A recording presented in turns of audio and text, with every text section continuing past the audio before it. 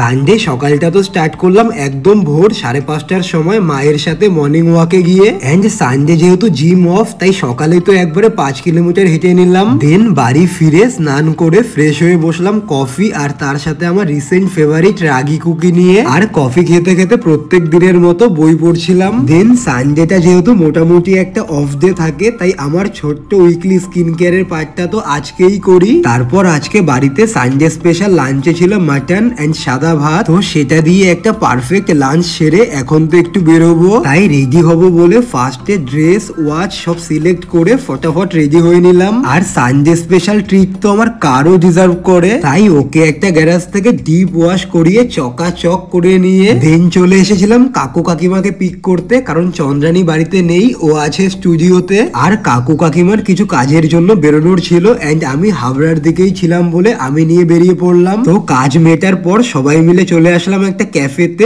সন্ধ্যের চা কফি খেতে, এন্ড সাথে টুকটাক কিছু স্ন্যাক্স ছিল। আর বাড়ি ফিরে রাতে ইন্ডিয়া পাকিস্তানের ম্যাচটা এনজয় করলাম। So that's it.